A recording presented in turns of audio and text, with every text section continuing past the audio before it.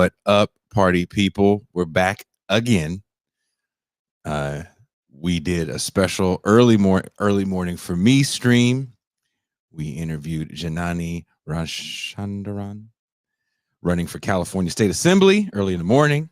And then we went off on our take on electoral politics for another half hour. So let me bring in my partner in all this madness. You may know him as a fiery Haitian gentleman. I know him as just my best friend, my best Haitian friend, Pascal Robert. Peace and greetings to the chat. Peace and greetings to Jason Miles. Peace and greetings to the audience.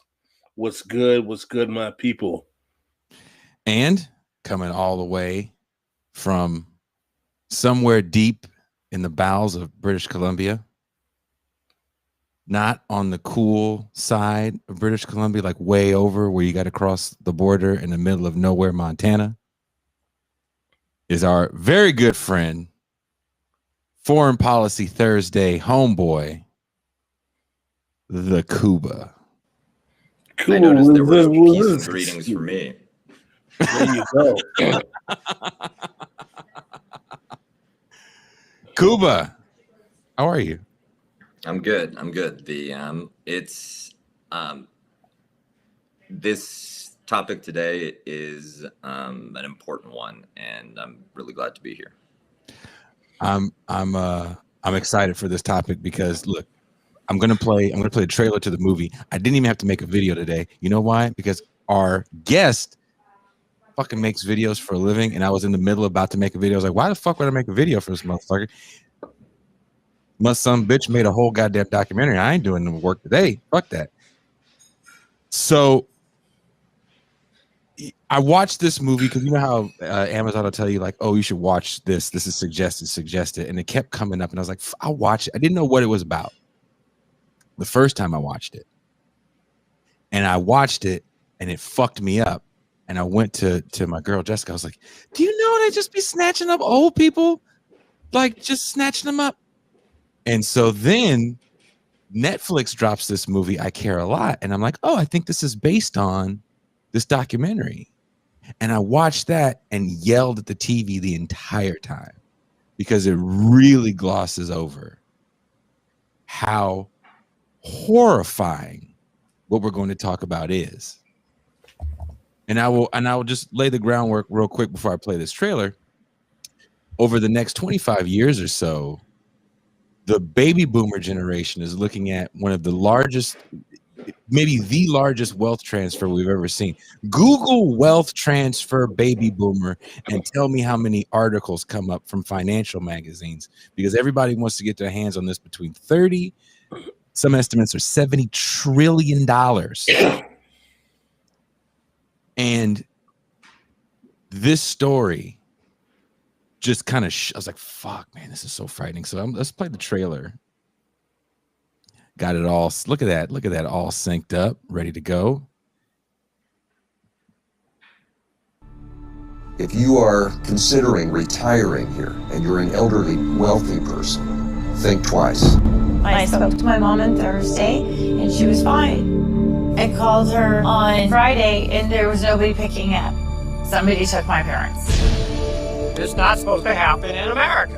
I was fighting them back and he was fighting me. They grabbed me and they kept telling me, you'll love it there. I asked them where I was. You're on the 6th floor in the psych ward.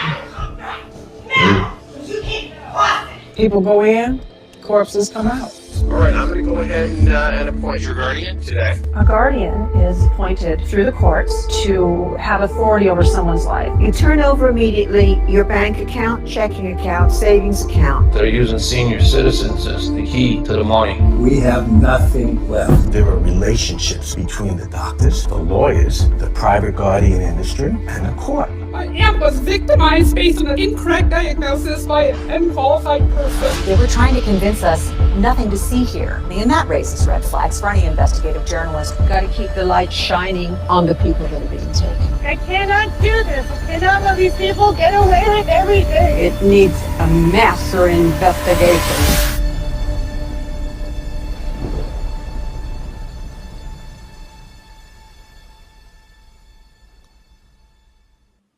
What you saw there was the trailer for the documentary, The Guardians. You can find it on Amazon here in the States. Apparently, you can't find it in Canada, as Kuba found out. They made me watch ads. That's how I had to watch it too.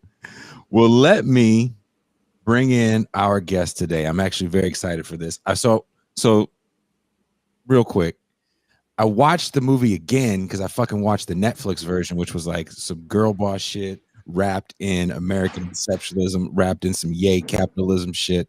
I watched Billie's movie again, and at like 1 a.m. my time, I go look for his email address, find it, send him an email, and the motherfucker responded. And that's when he fucked up because he agreed to come on the show. Please welcome Billie Mintz. Yes, yes. Billie Mintz in the place to be. You wouldn't believe how many people that Jason had to kidnap and has got at gunpoint off camera in order to get the applause just right.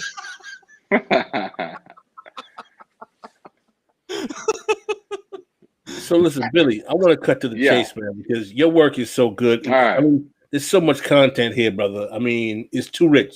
It's a target-rich environment. First of all, on a simple note, right? You are Canadian originally, right? What sparked you to investigate the Guardian system in the United States, particularly in Vegas, Nevada? What was the spark behind that initially?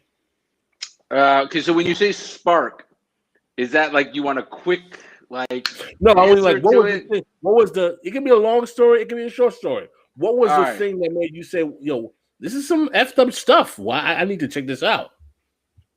All right, let's go further back. So I was making a film where I was investigating Jesus. And his war crimes, or did you nail him? I was curious because I grew up as a Jew in Toronto, and I was meeting nonstop born-again Christians who were having this unbelievable, extraordinary experience with God. And I was like, I kind of grew up being told other things about Jesus. And so I was very curious. And so I went on I said, Jesus, whether you exist or not, I'm going to give you 40 days, leave me. And I'm going to document the whole thing, and let's see what happens. So that's a whole other story. But at the end of it, I found myself in a situation where I was like, okay, Jesus, what's my next movie? What am I going to do? Give me that answer. And immediately the answer came, go to Belgrade. So I flew to Serbia. And within 5 minutes of showing up in Serbia, I met this man. His name is John Bosnich.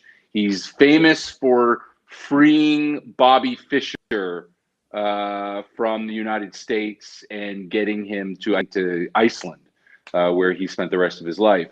He was being incarcerated in Japan. Bobby Fischer was being the chess guy was being incarcerated in Japan, extradited to USA. John Bosnich takes this guy and gets him out of there. So I meet John Bosnich within 5 minutes of being there. And I told him the story that I told you, that I asked Jesus where my next story is. He said, go to Belgrade.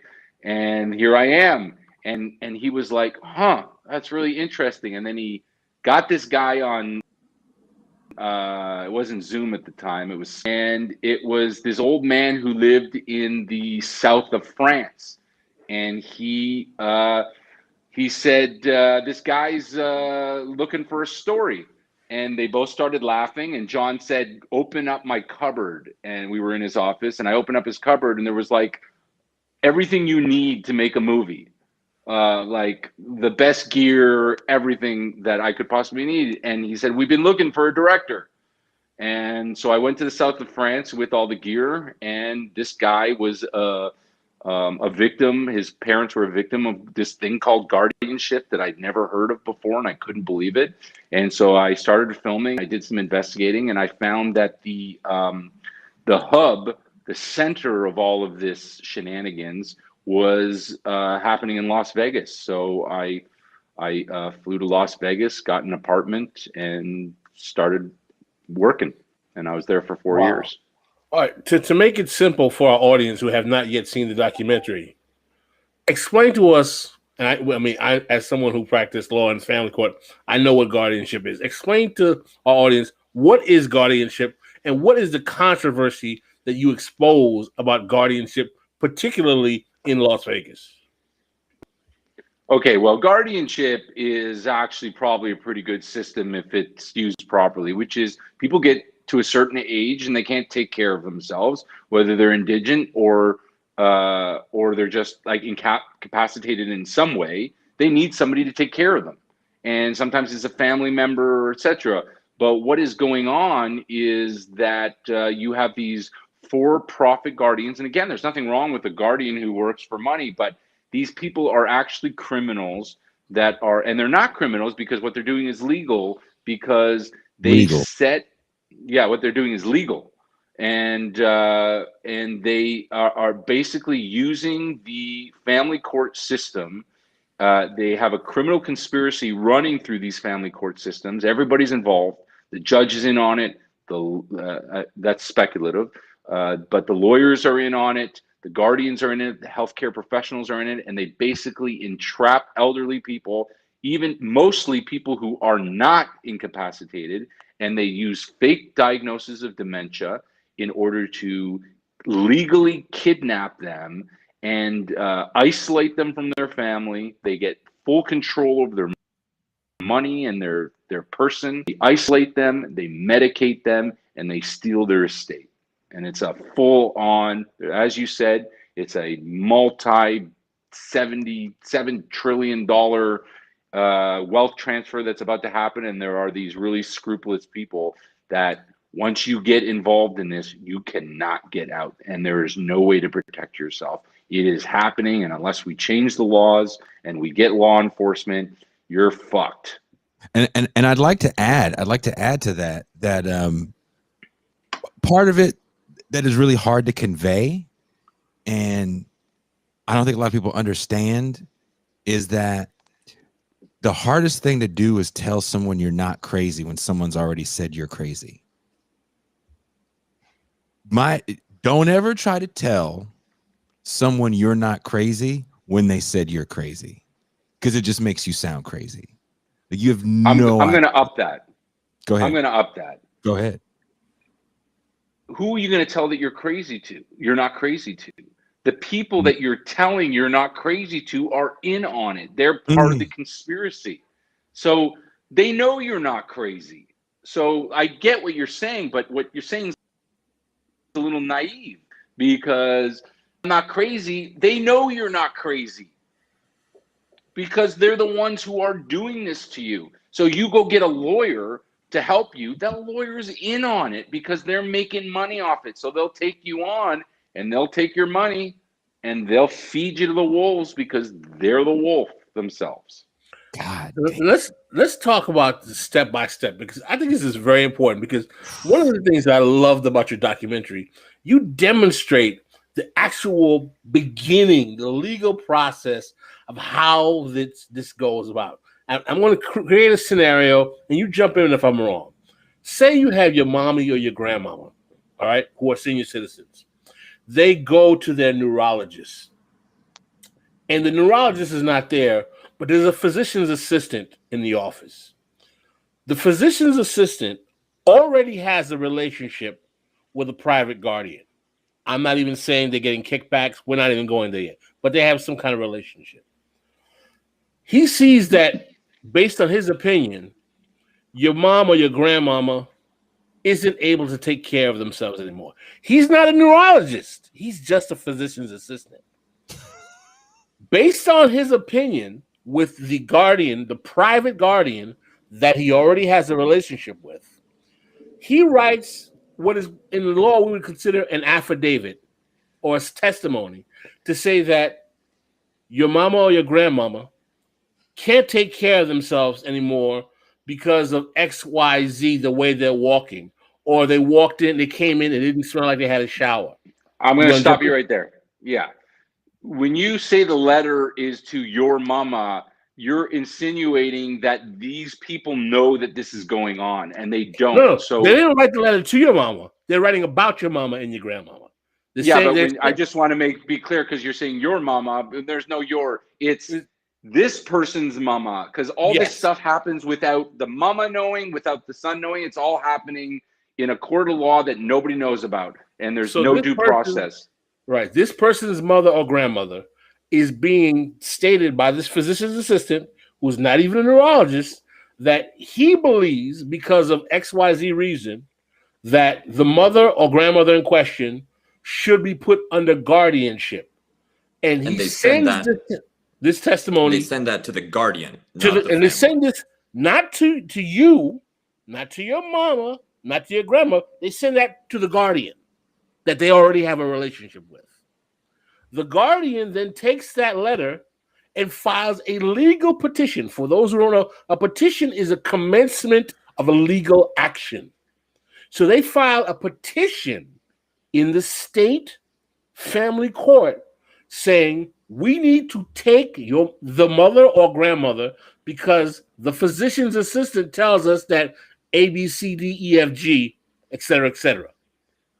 And what's supposed to happen is that the court is supposed to send you by certified mail, or your mother or your grandmother, a notice of this petition, and you're supposed to be given time. In most states, I'm in Florida, they give you 20 days. You're given X number of days to respond to fight against that petition. Temporary guardianship. Right, for temporary guardianship. What you excellently demonstrate in your documentary is that there are examples when the state makes sure that you won't even get the petition to know that your mother or grandmother is going to be put under temporary guardianship, which means legally, for those that understand, that if you don't respond in those 20 days, you get a default judgment, and the judge automatically says the petitioner wins and they can take your mother. And your documentary is literally about explaining how this happens to thousands and thousands of people. People that had money to this wasn't a bunch of extremely poor people. Let's also it doesn't happen to poor people. It doesn't happen to poor people. That was another thing that kind of blew me away. The people that were fighting back were people that had lawyers that could afford to fight back and say, I'm going to take some time off work because we got to make sure that we keep Nana out of the goddamn old folks home. And these motherfuckers were still losing. Well, they wouldn't do it if they didn't have money, because the crime, what they're doing is they're just doing legal fees. They're draining the estate with their legal fees. And we're talking $600 an hour legal fees, both lawyers fighting for it. They're both in on it. You're just caught in between this game. So there's a different scam to monetize the indigent. Right. Well, it's not even monetizing the indigent. It's monetizing middle-class senior citizens. Mm-hmm. One of the things that's fascinating about the documentary is that these are people, some of them have assets in real estate and stocks and bonds in excess of $350,000, $400,000. These aren't exactly poor and indigent people. And you've seen these people get abused in the documentary in live time, discussing how they were shipped to mental facilities or they were shipped to nursing homes, how they were abused, some physically, how they felt like they were going to die there alone. And that process, incidentally, seems almost designed to make sure that a person who comes in fully cognizant and capable comes out as mentally weak and exhausted as possible, so you can kind of retroactively demonstrate incapacity. They drug them. Exactly. The drugs for me were horrific. They put them in psych wards. If you fight back, you get put in a psych ward. Everybody's in on it. You get caught in a system. I get about 15 emails and phone calls a week of people who watch my film and call me literally in capital letters asking for help because they have nowhere else to go. And what is so fascinating about your effective documentary, which I believe helped get some of these criminals incarcerated, without a doubt, or at least not incarcerated, but the under indictment, if you will, is that they got us rated 40 years. 40 years. They put her under the jail. Oh, some of them got convicted. Yeah. But in real time, your documentary admits that it's still going on, even after the incarceration. Yeah. In the same town, especially in Vegas. Yeah, in Vegas. Yeah, nobody. That was a pawn. April Parks was just one of their pawns. That was a low-bearing fruit. She was just an idiot. So she was. They were able to they gave her up. I mean, she was an asshole, and she deserves everything coming to her, and more. But yeah, no, the culprits are still totally at large. What's the name of the guy, the real degenerate? Schaefer? Jared Schaefer. And I just want to add what. No, wait, Billy, go ahead. Tell us about. Give us your narration of Schaefer, who the Schaefer character is, please. Well, he was the public guardian, so he was the person who created this whole.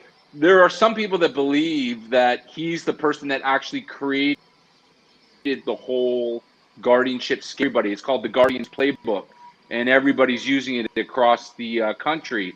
And there's also a belief that his first victim was Howard Hughes, and that's where he designed it. Because we know stories of Howard Hughes who was locked in his hotel room and they couldn't get out. That was allegedly Jared Schaefer doing that. So he created the laws that enabled all of this system to be created. And all the people that are doing this were people that at one point worked for him. Your just a question here. Your documentary is excellent at showing how the system works in Clark County, how it's been designed operationally, legally, and through this network of relationships. Like you said, everybody's in on it in order to extract as much as possible from these elderly middle-class people. To what extent is this a problem elsewhere? Are there a million Jared Schaefers who created similar systems everywhere? Are there some places where guardianship is better, or there's different systems that offer more protection? How prevalent is this outside of Clark County? It's happening everywhere. There are some very, very hot zone states where mostly we're like retirement states where elderly people are. Arizona, Florida, Pennsylvania, New York. These are just Colorado. These are just some of the cases that I deal with on a daily basis. And it's the same thing everywhere. And there are entrapped people as we speak. I deal one guy I deal with, he's totally capacity. He's at total capacity. He's totally there, and he's stuck, and he's in his 60s, and he's just stuck.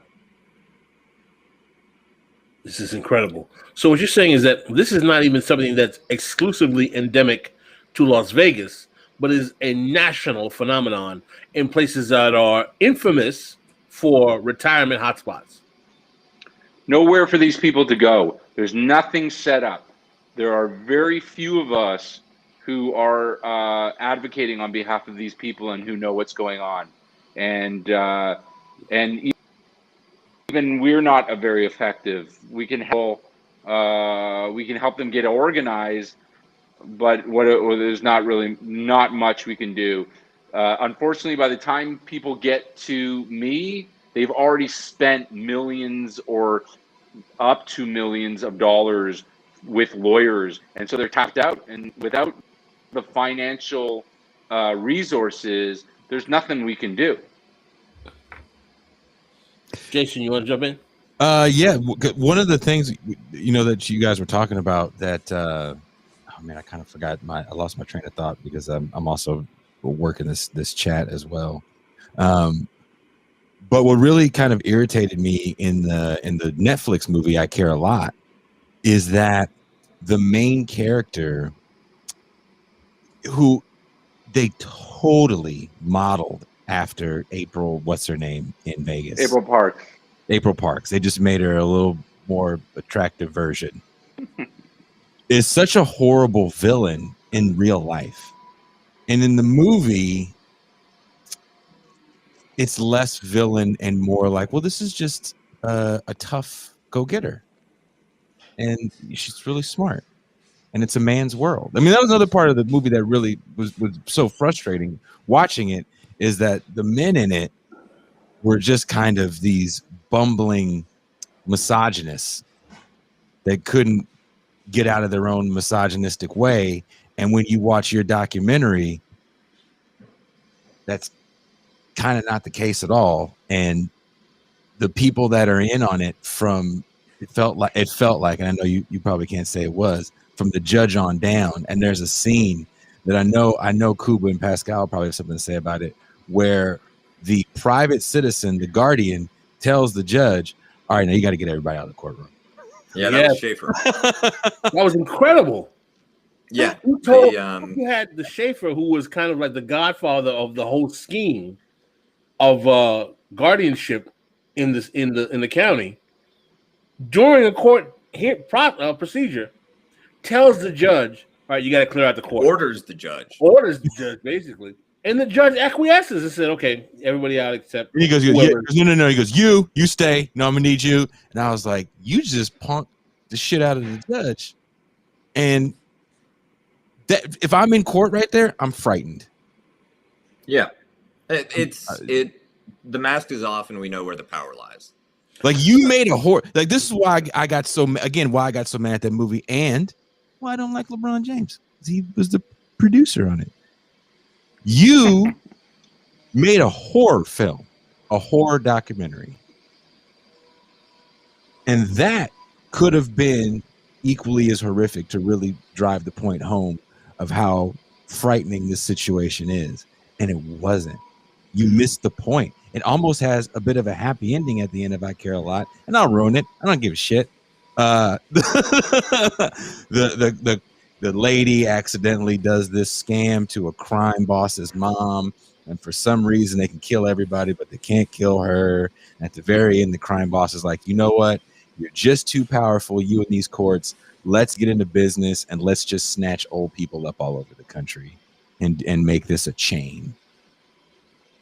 And that's kind of, there's a lot of truth. I'll give you my take on it. First of all, my parents, they were very excited to see this movie, and they were so upset when they saw it. They said it was a terrible movie, and I because they're personally involved because of my film, and I watched it, and I love thoroughly entertained to watch the film that I pitched to Netflix at the beginning, which they turned down years before. To be then made. Now, Netflix didn't make the movie. Netflix bought it. But what these guys did for Guardianship was what my movie intended to do. That's what my movie was supposed to do. I broke this story, and it was supposed to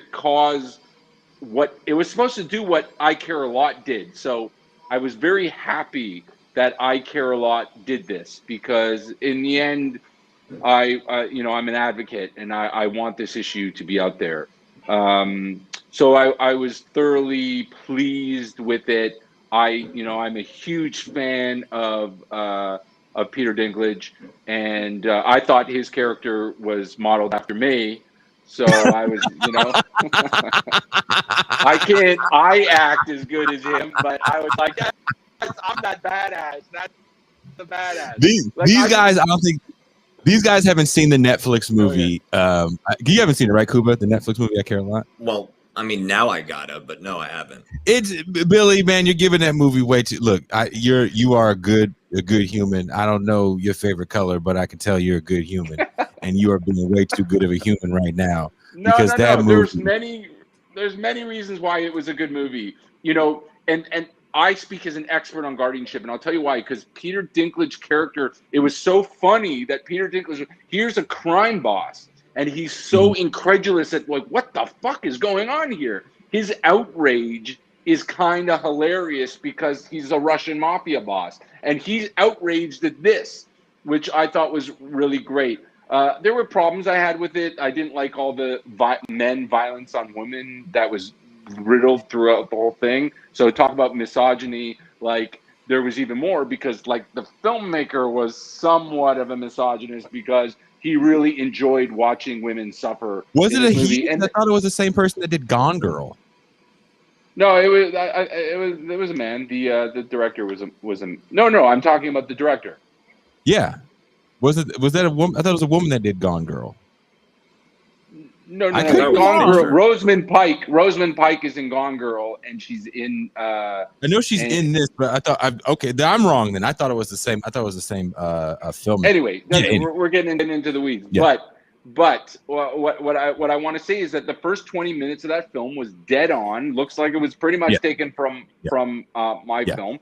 And if it was, who knows? The thing about ideas is that ideas get into the collective unconscious, and whoever grabs, they come to different artists, and whoever grabs them first. So it doesn't necessarily mean another artist ripped off another artist. It just means we got the ideas at the same time. So I thought it was good. The one thing I didn't like is that we then started rooting for the bad guy, for the April Parks character, and I was like, this is challenging me, but I kind of like to be challenged as a storyteller. I didn't like it, and they couldn't kill her. Like she was. It was too much superhero bullshit. Yeah, it was a black comedy. It was a black comedy. I'll say this much, and I don't know if you know the story of Judas Priest, the rock band. The band. Tell me. So Judas Priest had a singer named Rob Halford, who came out in the 90s as being homosexual, which in the heavy metal world was kind of a no-no. And he was having an issue with it, and not so much the band, of course they knew, and he was having some other issues, and he left the band and did some other stuff, and the band was stuck with looking for a singer, and they literally went and found a guy that was in a Judas Priest tribute band, and they hired him to be in their band. That man then lost his job when the original singer Rob Halford came back, and he wrote a Hollywood screenplay. He wrote a book, and then he wrote a screenplay, and he was trying to pitch it like, hey, I have this story I think is interesting. And it floated around, and apparently just enough was changed in it, and you get Rockstar with Mark Wahlberg. He never got a dime. Good old Wahlberg. Oh wait, was that right? Wait, wasn't that Tom Cruise? No, that was Mark Wahlberg and what's the? That's another one. He was in another one. That's the story of Tim Ripper Owens, who filled in for Judas Priest for a few years. They changed just enough, and that's what I was watching that movie. I was like, I hope Billie got a check. You know what? If I had anything to do with it, I am glad to have inspired that film, because what it did for awareness around guardianship was amazing, and that's all I care about. So what is the reaction you've been getting from the institutional mechanisms that have been failing senior citizens in this way for so long? If you've been hearing anything, activists, anyone, what's the reaction? Well, it's definitely been like a something for people to gather around. It's definitely helped organize a movement against this, because all advocates all over across the states use the film to educate people. So that it's been very successful in that. I've had invites from Supreme Courts of different states to come speak to their DAs and their judges about guardianship. So, there's something. I got invited by the FBI to DC, to the Edgar Hoover building, where I screened the film to them on dial-up, because that's all they got in there. It was literally they're watching the movie on dial-up, and I was like, it explains why we're in this situation. And I've yet to do anything about guardianship, and that was like 5 years ago. So it's just starting, and I care a lot. Attention to the film as well. So very happy for that. One I thing want to that ask this struck me. one follow-up question, and I'm going to let you go, Cuba. Yeah. One question that perturbed me during the whole show is, and I asked this, maybe you can answer it. Why didn't they seek to take the legal procedures to federal court, either vis-a-vis the property disputes, the amount of wealth that was being handled? Why wasn't there more of an attempt to seek a method to take this issue out of state court and take it into federal court, or was that avenue just not possible? I think that's a great question, and I'm not a legal expert. And what I will say is that states want to keep their problems within state. They do not want attention from federal. That's my layman understanding of this issue. Is there is no federal inquiry into this, and in fact, there's very few times outside of my film a state inquiry. The fact that the Attorney General was involved in this case is very huge, because the truth is that this crime goes all the way up the ladder. We're talking, it's a $1 trillion mafia. You know, a lot of incentives for no this. The problem is that the FBI, the law enforcement, say it's civil issue, and the civil issue is run by the family courts. And these are kangaroo courts. They're not, it's not true justice that's happening in these court systems. They're run by usually elected or appointed officials that are easily either, the real question is, are the judges in on it or are they stupid? And that's the real, that's what it could be. And it all comes down to that. And I Care a Lot shows him a stupid judge. Stupid judge. Yeah, it does. But that's a characterization of the problem, which is a lot deeper of like, really it comes down to, in my film, you can see that the judge has pre-written guardianship orders. They're already written, and in a lot of these judges, they have a thing, they just fill it out, all the wording's there, and it's literally just a franchised opportunity. This is a judicial mafia. That it's a criminal conspiracy running through court systems. They have taken over our legal system, and they literally. I'm going to blow your mind in a second. You probably know this, but this does not just happen to elderly people. It happens more to children. It's a bigger system with children. All right, and these are people that come to your door, knock on your door, say they got a report that you hit your kid, you let them in. The minute you let them in, you're fucked. They've got your kids already. It's like vampires coming to your door. Jason, how does this mesh into the show we did Tuesday? What did we do Tuesday? Sorry. Khadijah with the AI. This AI and child. AI and its role in. Jesus Christ. Everybody just listening to the show thinks I'm a fucking airhead now, too. You know, so here's the thing. So I read the comments, and I need to stop reading the comments. And I read a lot of the comments on the trailer, on Billie's trailer for the Guardians. And a lot of the comments are about Britney Spears. And I don't know if you guys know this. Britney Spears is held up. There's a whole guardianship with her father right now that is so big. It was a documentary. It's actually kind of an interesting documentary. There's like 5 documentaries coming out on that right now. It's huge. No shit. Yeah. Yeah. So the Guardians is like it's like the poster boy film for the whole Free Britney movement. I'm in touch with all of them. I've been helping them out and consulting with them since the beginning. Well, that was the most comments people said, oh, I got here because of the Britney Spears thing, or there was someone that was talking about Britney Spears that told them about your movie, which again I think did more than I Care a Lot. But the Britney Spears story is exactly what he's saying. You know, she actually had breakdowns because she's Britney Spears in front of the paparazzi. So there's your proof, that's right? evidence. Yeah, there's your evidence.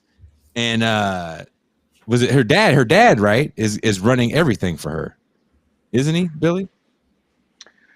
Yeah, right now he is the conservator, but there's trial coming up, a hearing coming up very soon to try to get him removed. But that's been going on for 12 years. Like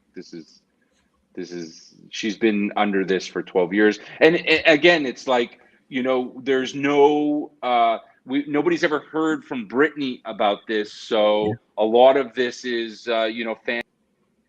fans who have been very, very well and very insightful. The Free Britney movement is the only organized entity out there that is successfully fighting conservatorship, because the victims of guardianship that I deal with, most advocates are victims, and they're traumatized people that have in any social justice, the good guys have a very hard time organizing themselves. Why these crimes exist is because the bad guys are organized to the tits, excuse my language, and the good guys just can't get their shit together because there's serious trauma that they're working through. So go on. Sorry, Kuba, you never get to talk. Yeah. I've got two really giant points that I want to make. So I want to let the conversation organically reach a conclusion, but with people this interesting, that's not going to happen. So I got to jump in. And I think that you're absolutely correct in linking conservatorship with guardianship. It's a similar form of abuse. It's a similar type of mechanism.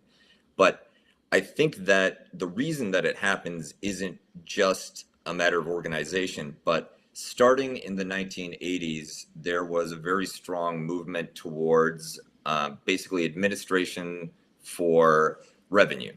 And you see it, one of the forms is like predatory ticketing in poor communities, where police departments have to raise revenue in order to sort of justify their budgets, and they have a quota of how much tickets they have to put out.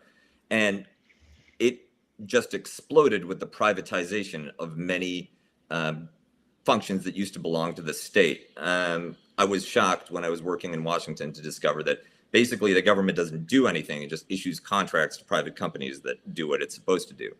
And those private companies have profit motives. And when you bring the profit incentive into things like conservatorship, guardianship, law enforcement, the care of asylum seekers and immigrants, juvenile detention, like child prisons, you create the conditions for tremendous abuse, because there's all of this money that's available if you can organize a pipeline that will deliver people that you'll either get paid by the government to house and look after, in the case of private prisons and housing and immigrant detention centers, or you'll be able to just plunder the people themselves as a guardian or as a conservator. And the fact that these are it's all supposed to be an efficiency gain based on capitalism and competition and all of this stuff, but these are not market functions. You're not selling widgets. The people that you're looking after are not consumers. You are just finding means of extracting money either from public budgets or from individuals themselves, and that's the source of your profit. So there's this inherent ruthlessness to that system when you introduce the profit motive and you create these incentives. The same thing with asset forfeiture. Once the police were getting a taste of the money that they seized or the assets that they seized, they started seizing as many assets as they could. And that turn really takes off with the rise of sort of libertarian small government notions under Reagan, where everything has to be a profit center. And the other big point that I wanted to make is this is what happens when you have an economy that doesn't make anything anymore. The United States is not like Finland, where you've got Nokia and trees, or Denmark when you've got Lego and herring, and you actually have some productive base for your economy that can employ people and that creates wealth. Instead, in the United States, you have all of these different parasitic organizations be they banks, financial institutions, things like private guardians, law firms that are just looking for money pots to drain. They're not producing anything. They're not building anything. They're just finding ways to reappropriate other people's assets or public assets. It's absolutely predatory and it's pervasive. It's ruined the whole economy. Another similar scandal where everybody was in on it was the robo-signing that went with the foreclosures in 2008, where people were losing their homes without any due process because the law firms and the banks, as well as and this middle management sort of private contractor title agencies were all colluding to create false paper trails that allowed the foreclosure of homes, where in a lot of cases, because the banks had botched the documentation and they had lost things like title or chains of loan transfers, the homeowner should have kept the home. But no, you short circuit the legal recourse, you get the judges, you get the title officers in on it, you incentivize them with fees, and you can just ride roughshod over any individual rights, any property rights. And like with guardianship, because this is a civil matter, it is very, very challenging to get law enforcement interested or involved. And instead, you just have this atmosphere, this environment where a lot of people who don't have a tremendous amount of other skills and don't contribute that much can get wealthy very, very quickly just by essentially plundering other people's assets. Yeah, Kuba, you got it great. And I just want to add one thing just to, add on to it, is that there is no oversight in any of this stuff. So, and when you talk about that they're looking for opportunities, I think they've already got the system. Everything is already, they just need, what they're looking for is people to fill in the system. So this system has been going on for each of these things that you brought up, from the prison systems to the hospitals to these guardianship cases. The system is in place. Everything works. The economy is set up, and now they just need human beings. It's full on slavery. Pipeline. Yeah, it's full on human trafficking that they bring into this system. The incentives are already there. They're already placed. And then the problem is that nobody's looking at this. Nobody's watching these people. There's no oversight, and there's nobody to go to. So, and the fact that you can make so much money through all of these exploitative industries, these absolutely parasitic industries, and I'd throw in the health insurance companies and big pharma as well, means that they can buy the best lawyers and they can make massive campaign contributions. Not only that, but their wealth lets them into the right clubs, the right social networks, where things are settled by a gentleman's agreement and a handshake rather than a court case, right? There's some crimes that get you handcuffs, and there's some crimes that, like at worst get you a stern talking to from the other people at the country club. And that creates this elite impunity. And just as with there's impunity with the April Parks case, they found a scapegoat, somebody down on the food chain who had gotten greedy and was really, really egregious in their abuse. But that case, it was a Wolfson. He's a sheriff or a warden. The DA, law enforcement, the DA. He promised that there would be further investigations, but the press conference he gave was a victory lap, and it seemed like it was enough for him. So that upper layer,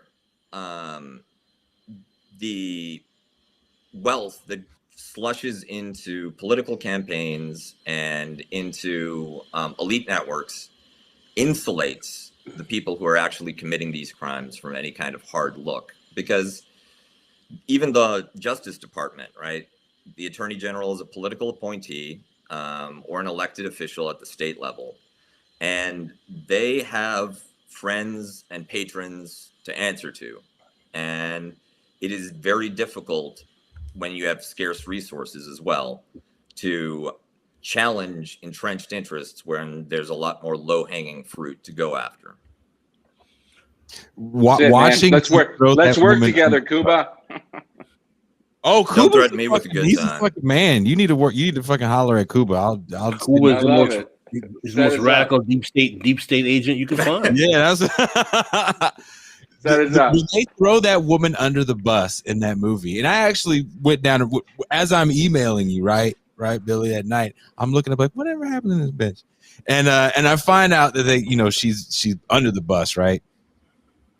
I saw that victory lap, and you guys have to watch The Guardians. Please, everybody here, go watch The Guardians, because Billy does this thing, and I feel like he does it on purpose. He gets in these rooms with these powerful people and does this aw shucks shit with them. That's so fucking funny. I was like, either this thing very Canadian. Yeah, either he knows, like, these motherfucking punk ass Americans don't think I'm about that. I'm a come in there on some Opie Taylor Canadian shit on their ass, and he'd be like, "Oh well, golly gee willikers, you think you're gonna prosecute?" And there's this, and I know some of it might be editing, and some of it might just be a real ass shot. The DA is just sitting there like.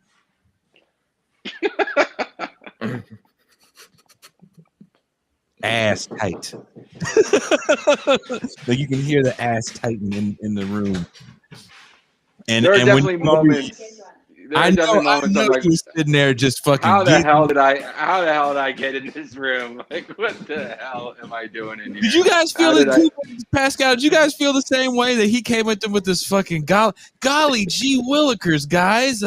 You got to be nice. You have to be nice to these guys. You won't get anything. You got to keep the door open. That's like that's my science. My expertise is how do you keep the door open and get something from them before they kick you out. Billy, you are a fucking G at that shit. You are a G at that shit because you went. It wasn't like it was all one interview. These were multiple interviews. And you're literally calling out the fact that you're like, hey, you seem to have all these constituents that literally voted you in the office. And someone in the chat asked where you can watch The Guardians. Please let them know. It's on Amazon. Oh my God, Amazon Prime. You can check it out. In Internet Movie Database TV. CBC Gem in Canada. CBC. Yeah, Gem. You can do CBC Gem on Canada. Yeah, that someone's right. Leftists need to learn about this keep the door open thing. And I'm partially teasing Billy as well, because you can't walk in the door, trying to mow the DA and think they're gonna fucking talk to you. No, only Pascal can do that. You can't do that. At least you can't do that. At least in the daytime. Listen. I got to say, I'm really grateful to Wolfson. He was very generous. He did not have to let us in. Somebody has to genuinely want to understand more and get to the bottom of something and feel like they have a good card to let me in, or you're just stupid.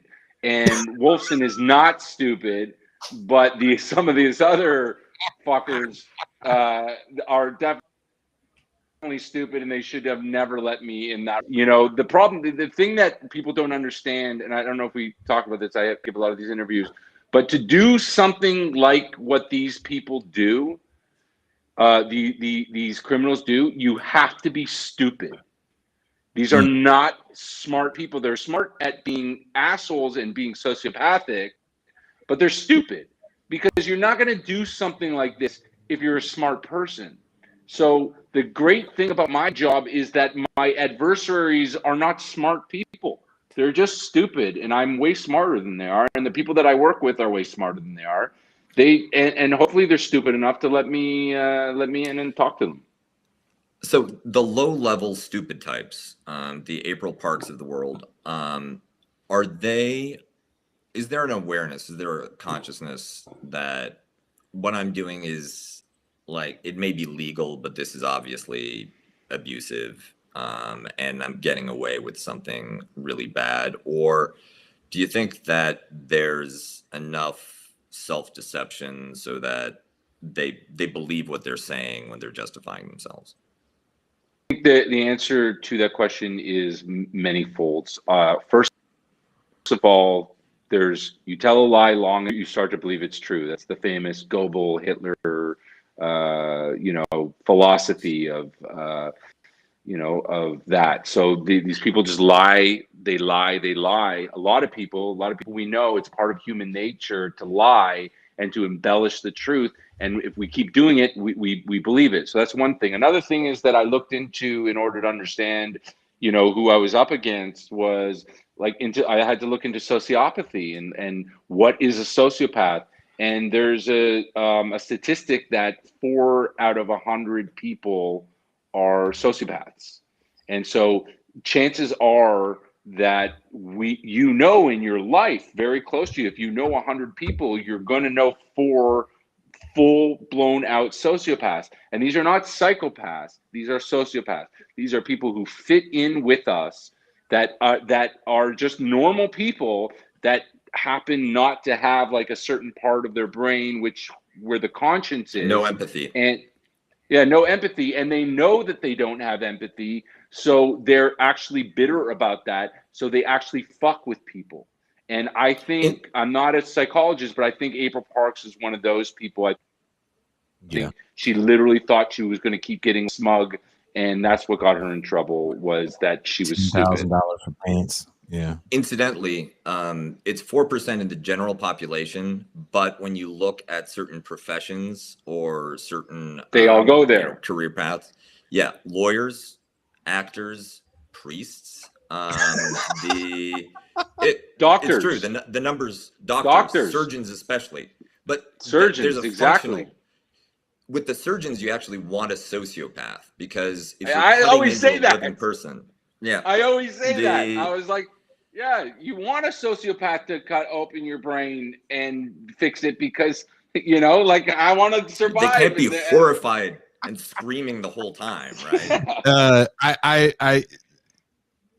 I do want to say this to the chat as time is coming to a close. DSA has taken over the Democratic Party in the state legislature in Nevada. It's a Democratic Socialist of America. What are they going to do about this problem?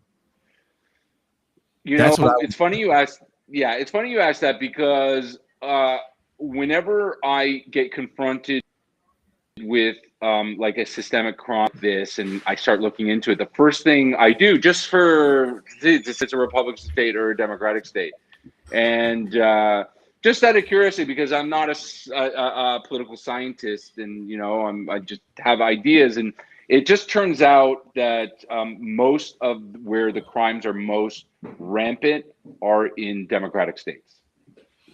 And I will say this as well.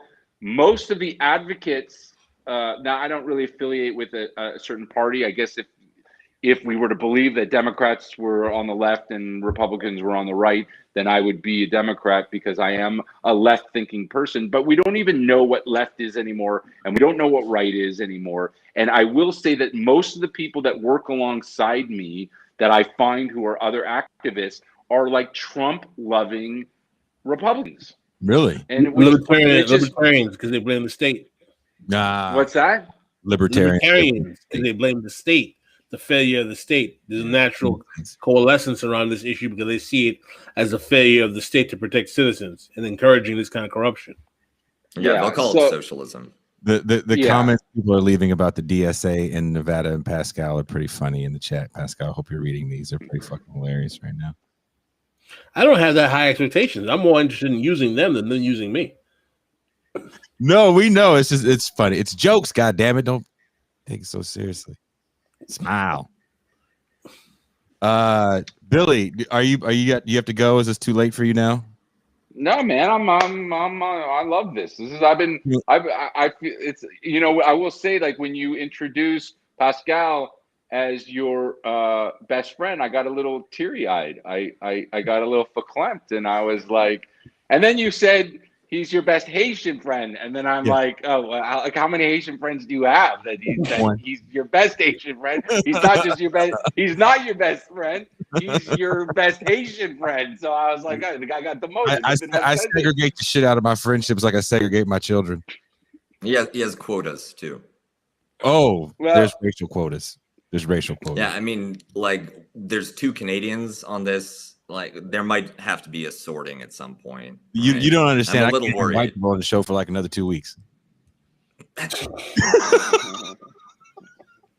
Jason loves the jokes. Keeps the jokes. Billie, man, I'm impressed that you watched a few episodes before you came on, and you said that you were finding us. And you found us. I want to know who. Yeah, I wanted to know who I was dealing with. Like, I get a lot of these requests, and you know, I was like, I think I might have been a little not. I think I was. I was really busy. I had things going on, and then I think I missed a callback or something. Yeah. And then I went on and watched you guys for a bit, and then I was like on it. I was like, I love these guys. I want to jam. So you know, I felt bad, and I know we got to head off. I felt bad because these guys have been getting on me like, Jason, you got to send people a message the day before, and there's a lot of shit I do behind the scenes that you people don't see. And so we've been doing a video essay series for Zero Books, and I was in the process of making this video essay. Pascal wrote an essay, and I'm making the video for it, and I'm putting it all together. I'm narrating it, and Billy sends me a fucking message, and he goes, "Hey man, we still on for tomorrow?" I was like, "Fuck, yes, shit, don't fucking." I just forget. I forget, and I didn't want to mess around with you another time, so I was like paranoid. So just making sure, because I never check my calendar. We did a special show earlier this morning where we talked to a young lady that's running for a state assembly here in California, and the person that she's running against, or one of the people that she's running against in the Democratic primary, is the wife of the man who occupied the seat before he got promoted, if you will, to a state attorney general. A lot of things got switched around as Kamala Harris moved up in the vice president's seat in the state legislature as well, as different people moved around, right? And she was bringing up all these things like, you know, a big problem we have here in California is gentrification and homelessness. And she's bringing up the fact that the majority of people in the state legislature are property owners, and they're beholden to real estate lobbies. And, you know, we didn't get too deep in the weeds. She only had a little bit of time. But another thing that's happening in Los Angeles, much like it happened in 1984, is they're getting the Olympics in 2028. And whenever your state or your place gets the Olympics, as Kuba probably remembers when Vancouver got it and then Calgary got it back in the day, you do a sweep of your fucking homeless encampments. You're building new facilities to make sure you can hold all these Olympians and big ass ice skating rinks. And you do this shit in the bidding process. So LA is like, look, we got to get these homeless people out. And they're trying to make it look like it's activists doing it, and it's actually real estate lobbies. So we actually have brought you up because, again, your documentary shines a light on the fact that it's not just a bad actor of April Parks. You don't just throw April Parks in the pokey and then go, job well done, which is really kind of the sad part of your documentary. That's the heartbreaking part of your documentary. The end is that April Parks gets thrown into the jail, and of course you know it's not over, but the DA is like, I told you. He did everything but literally do this shit at the fucking press conference when it's gonna be biblical. This bitch is gonna serve some time.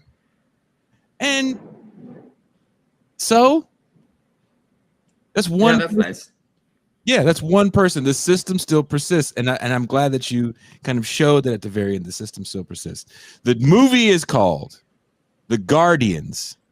There's a movie called The Guardian that came out in '90. It's not Billie's movie. That's about Satan. Don't watch it. It's not a very good movie. Oh, Billie, your volume went out. Your volume went out because Satan took it out, or the deep state, one of the two. Maybe it was Satan. It wasn't us. They're working together. Always have been. Yeah, you should see the org chart, right? So, Billy, see, the deep state got him. God damn it. This Jason, happened. don't forget to announce majority report tomorrow.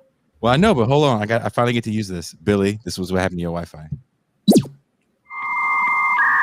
is you right now. You got dial-up, Billy.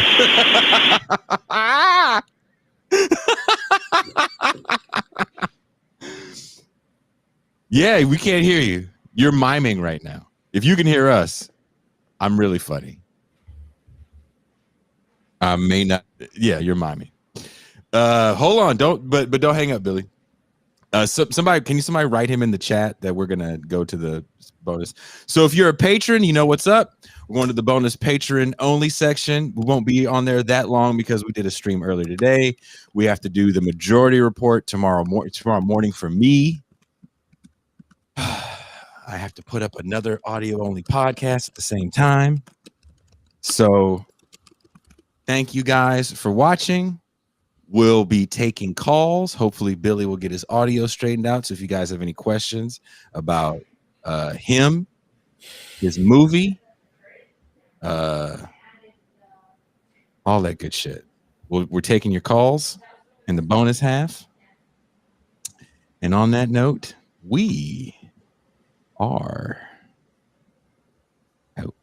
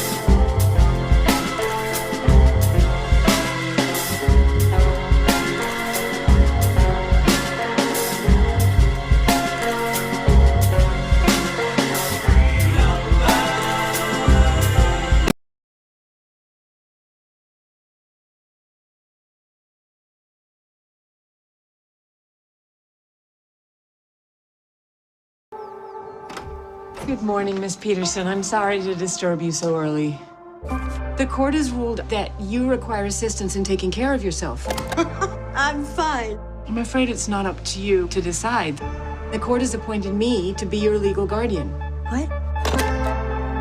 You have to come with me. And remember, I'm here to help. My name is Marla Grayson. I'm just someone who cares. Marla Grayson, you've had amazing success. What's your secret? There is no secret, Peter. She forces them into the home, auctions off their house, and uses the proceeds to pay herself. Because caring is my job. I will grab your dick and balls, and I will rip them clean off. Big deal maker. I know what you do here. Your hustle. Look at all these cash cows on your wall just leaking money into your account. But Jennifer Peterson, she's off limits. She has very powerful friends who can make life uncomfortable for you. How uncomfortable are we talking?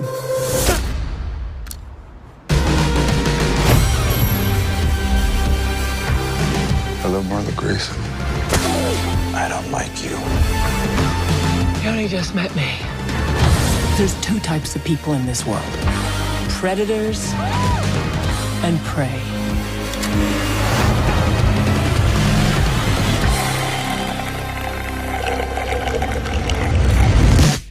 I don't lose. I won't lose. I'm never letting you go.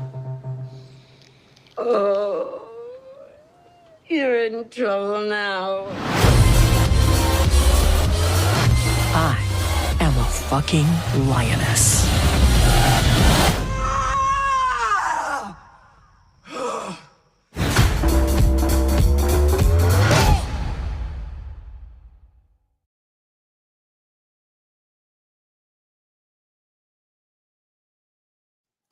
And that was a trailer for Girl Boss, the movie.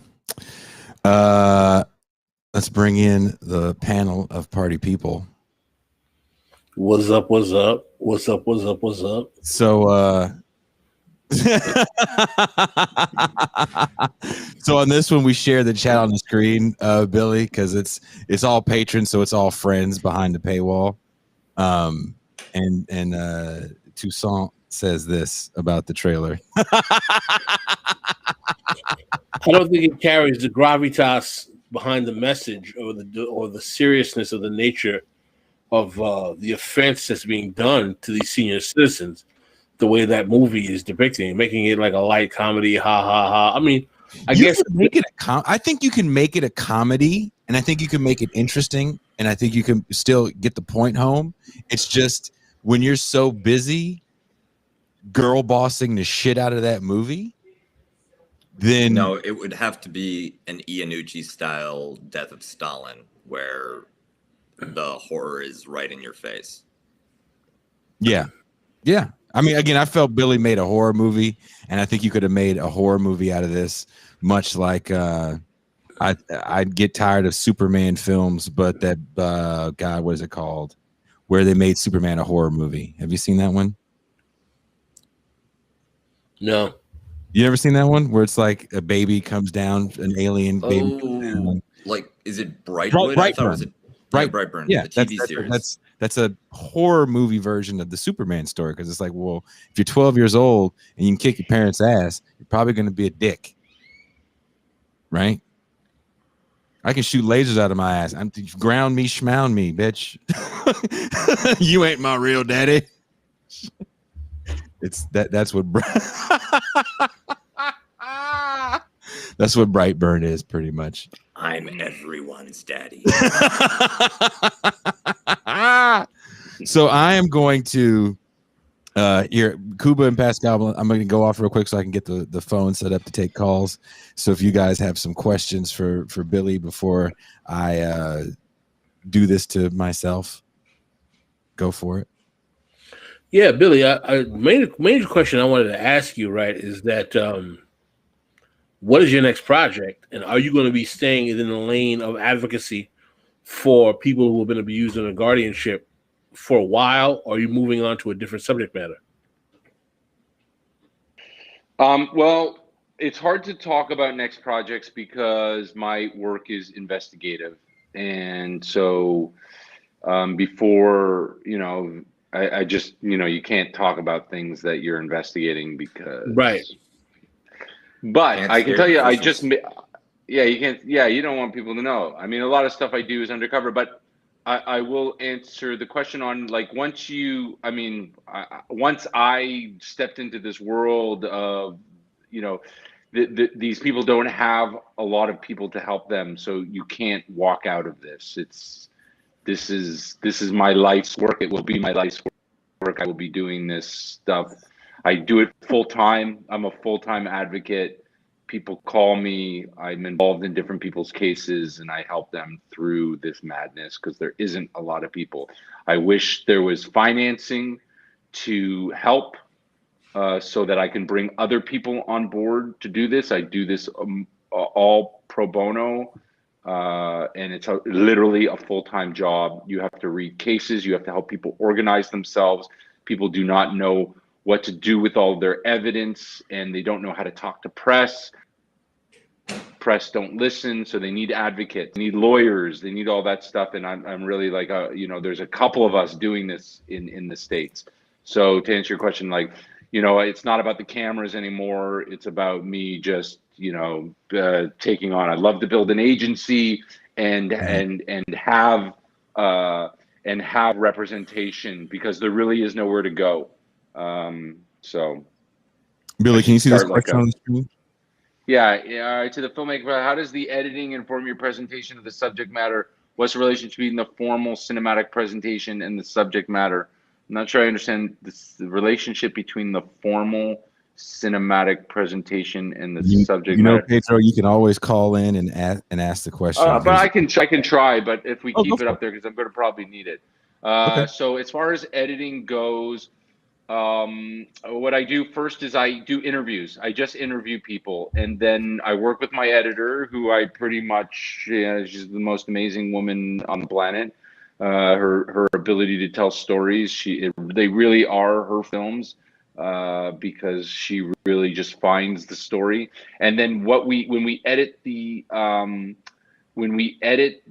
interviews, that informs what our story is, and then what we go back to. The Guardians, a big chunk of the Guardians was filmed in the last 3 weeks of me filming for 4 years, because we edited what we had together and realized what we needed, and then we went back out, and then so a lot of the stuff where you see me figuring stuff out, I've been already figuring that shit out for 3 years, 4 years, and I'm going back and I'm like, okay, I need this in this scene. So editing is huge. I wouldn't be where I am without my editor, Michelle Francis. She's the best, and hopefully I can just make movies with her for the rest of my life.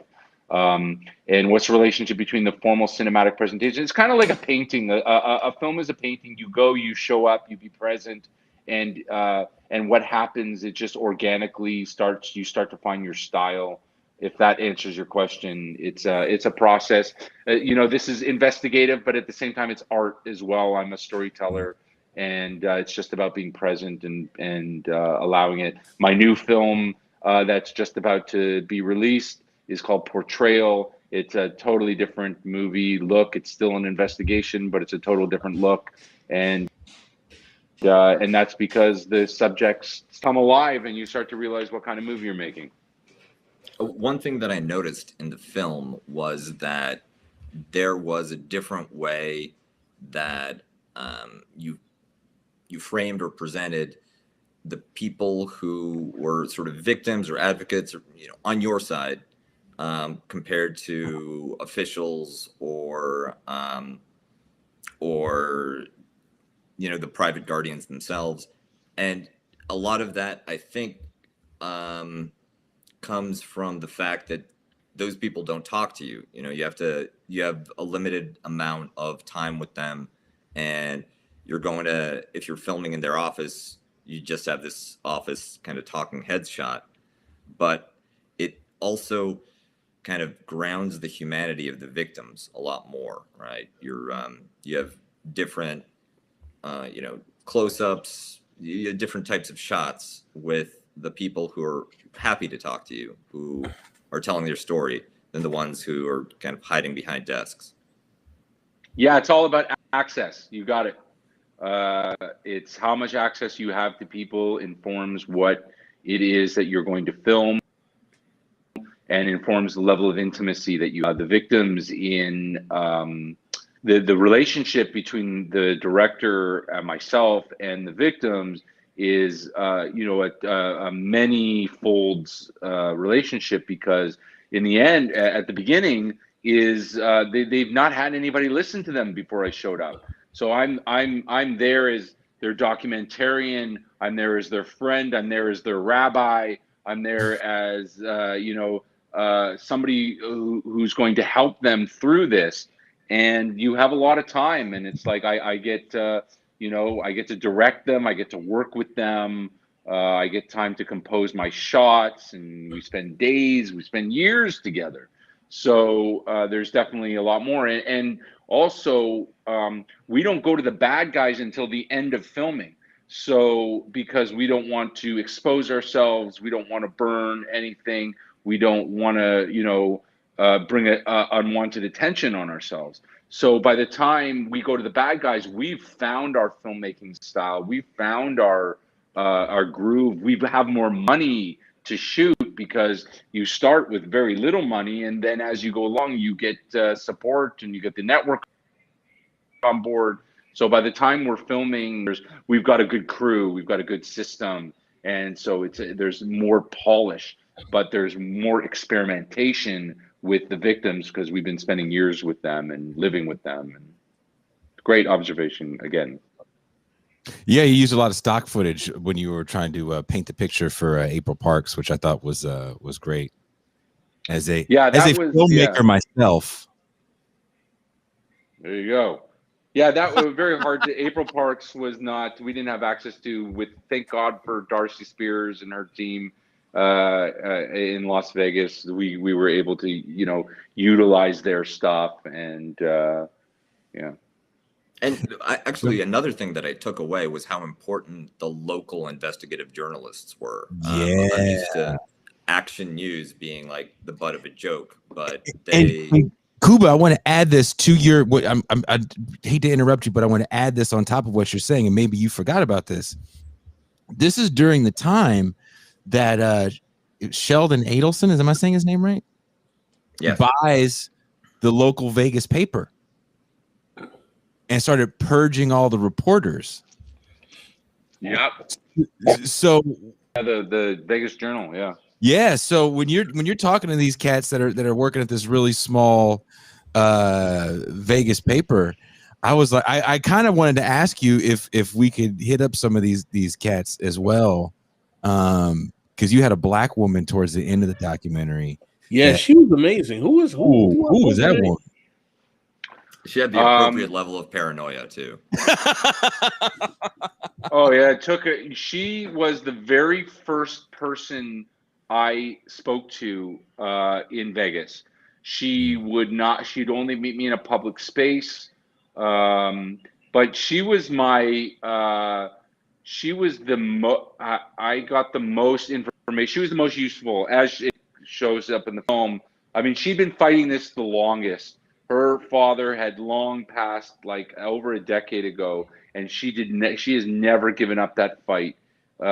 She's an unbelievable woman. She would not go on camera until very much my last day of filming.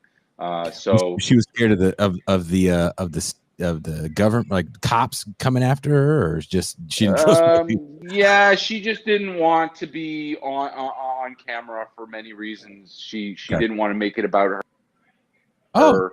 It took a lot of convincing. She was an informant the entire time. It's very much this very much her movie, very much Darcy's movie. We wouldn't have this movie without them.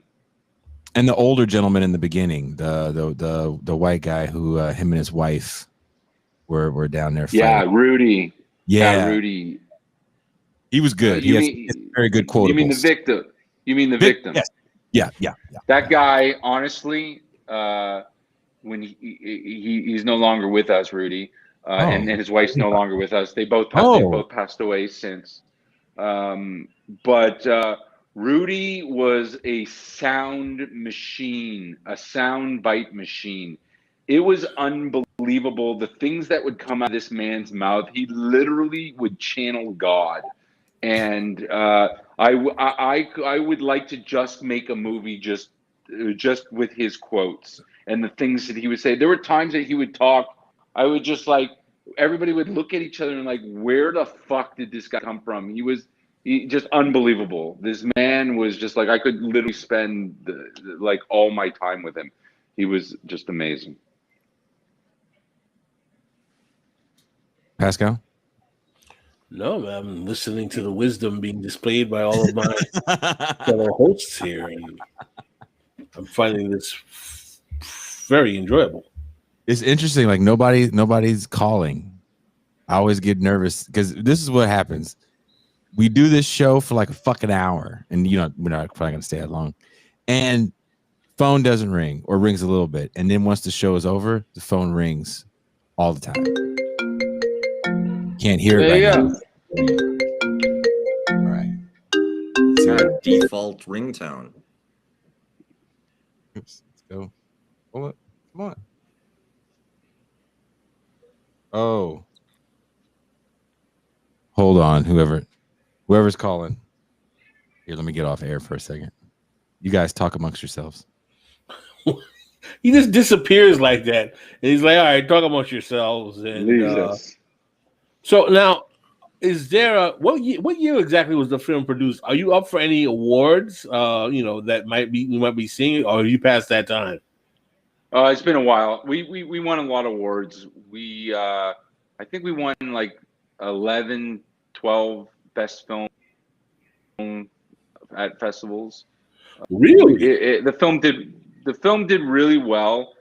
We sold it all over the world, but the States didn't get. Nobody picked it up in the States. It just didn't do any business.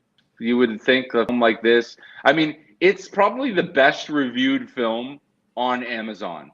Like literally, there's I think 200 films don't even get this many much reviews. There's like 200 reviews and they're all 5 stars and they're all unbelievable glowing reviews. It's really helped people, but no broadcaster picked it up, and our distributor didn't really do anything with it. Like and even when I Care a Lot came out, you would think like that they would do it, but yeah, it can be a real shitty business. Well, get ready, Billy. You got your first This is Revolution phone call on your left. Thank you for calling in. What was my favorite reaction to the film? It's hard to recall what my favorite reaction to the film. I'm sure there were some really good moments, but can you guys hear on your left? Can you hear us? Yeah, I can hear you, but I'm still hearing Billy talk, so I don't want to be talking over him. Is that normal? I think. Pascal? Can you hear the phone as well? Yes, sir. Okay. Yeah, everybody can hear you. Billy just froze. Okay, cool. So yeah, you can talk over him right now. He's frozen. Deep state. Okay, perfect. So I kind of wanted to center, this is obviously a story of just absolutely sadistic financial crime. And at the beginning, we kind of touched on where the opportunity for that crime is coming from. Is this massive, like $40 trillion, direct transfer of wealth, right? From boomers to Gen X and potentially some millennials. And I kind of wanted to talk a little bit about how the implications of income inequality on that, because you're going to have ultra wealthy people and class secure people transferring incredible amounts of wealth to other class secure people, and how that opens up just a tremendous amount of opportunity for nefarious, kind of even worse income inequality than we have today. Did you have something to say about that, Pascal?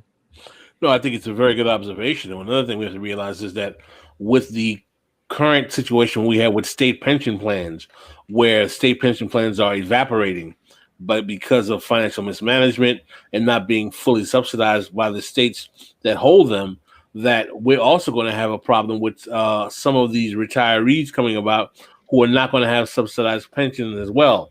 So we're going to have the fear of some people who are retiring having their wealth or their money absconded, but in guardianship type paradigms that we see here.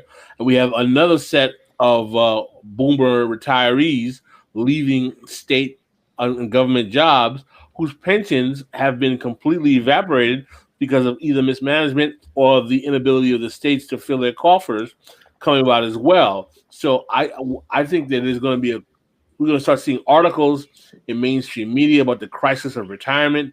What does this mean? And I think it's a very big cauldron that already is going to be compounded with the reality of post-pandemic American economy, the potential for another crash, the never-ending instability of American and global capitalism post-2008 crash, the also potentiality of kind of reactionary nationalist, almost kind of crypto-fascistic regimes playing on those economic imbalances to justify, reactionary, very revanchist type politics. It's all, the whole political economic arena right now in the world is in flux. It's very dangerous. And frankly, I don't think anyone on the right or left is doing anything to offer the average American or the average person in the West politics that's not rooted in fear or paranoia. And just to jump in on what you're saying about pensions and retirement income insecurity, if you think that the guardianship problem is bad now, wait until there's a hedge fund that starts buying up the private guardian, mom and pop April Parks operations. Whenever there's this kind of money pot at scale available, this potential revenue source, eventually the big finance gets involved. It happened before the 2008 financial crisis with subprime mortgages. It's happening now with BlackRock buying up residential real estate and turning homeowners into tenants.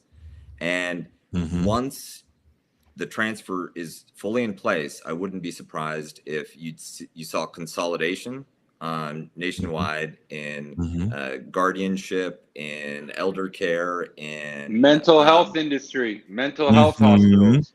That's why you're seeing a lot of people getting involved with and the old and gerontological law firms too. And they'll package it up and find the most efficient means to push people through the pipeline and separate them from their wealth. And then their kids get nothing. So you have intergenerational wealth transfer, but only in like maybe the top 20% where it's secure.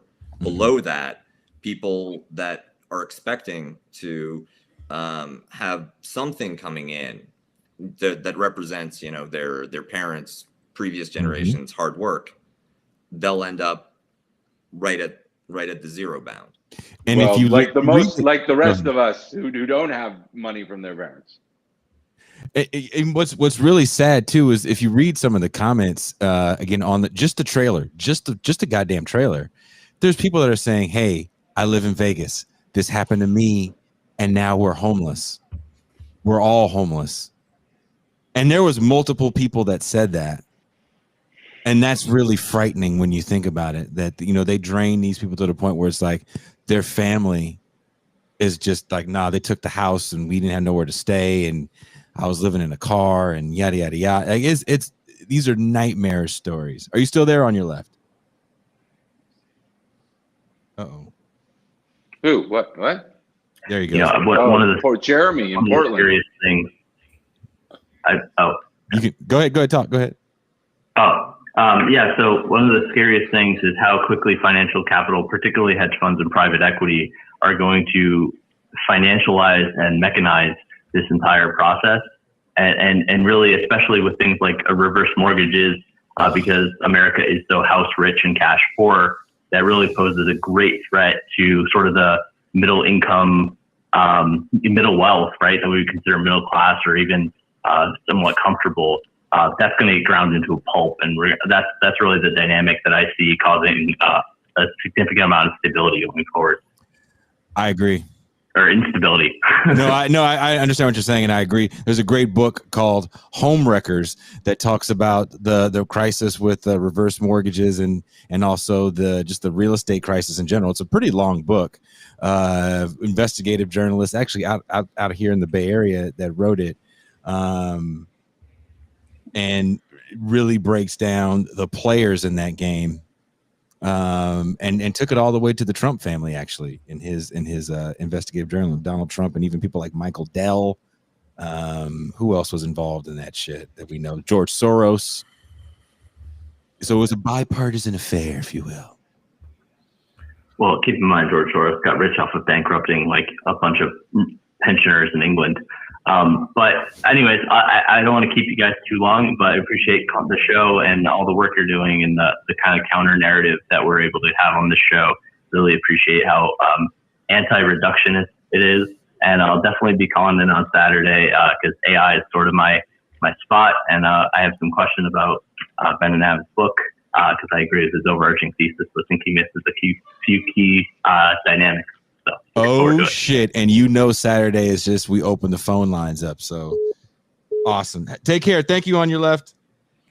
And listen, I got to jump off, man, because I am gotta get ready for tomorrow. You just got a call. Jeremy just called in. Send a voicemail. Jeremy, you are on the air. What is up, Jay?